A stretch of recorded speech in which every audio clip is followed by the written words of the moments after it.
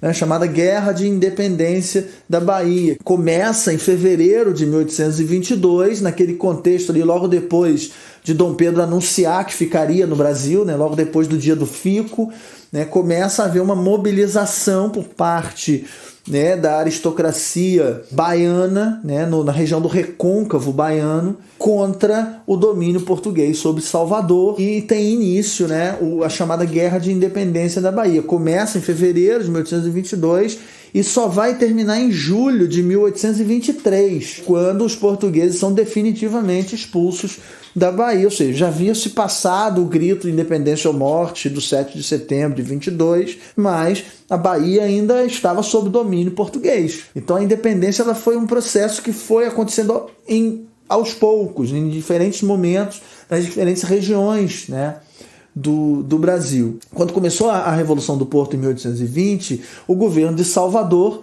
aderiu à Revolução do Porto, passou a seguir as ordens das cortes portuguesas, não reconhecia a autoridade de Dom Pedro, né?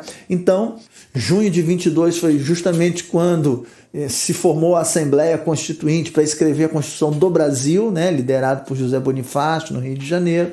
E é justamente nesse momento que a Câmara de Vereadores, né, da Vila de Santo Amaro da Purificação, no Recôncavo Baiano, proclama o reconhecimento da unidade nacional de toda a América Portuguesa e a autoridade de Dom Pedro, contrariando, portanto, o governo da Bahia, de Salvador, né, e contrariando as cortes lá em Lisboa. E formam ali um exército comandado por um mercenário francês, um militar francês, né, o general Labatut, que vão marchar em direção à cidade de Salvador, vão cercar a cidade de Salvador pelo interior, e já no mês de abril de 1823 já é que chegam as tropas marítimas, né, comandadas por um general inglês, o general Thomas Cochrane, que cercam o porto de Salvador, né? E aí, cercados pelo mar e por terra, né?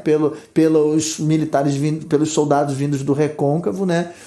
O governo de Salvador se rende, né? E os portugueses são expulsos também de Salvador no dia 2 de julho de 1823, terminando assim a Guerra de Independência da Bahia. Então veja, nós vamos ter esses conflitos ainda. Então por isso era preciso vencer as resistências internas. Não bastava o 7 de setembro de 1822.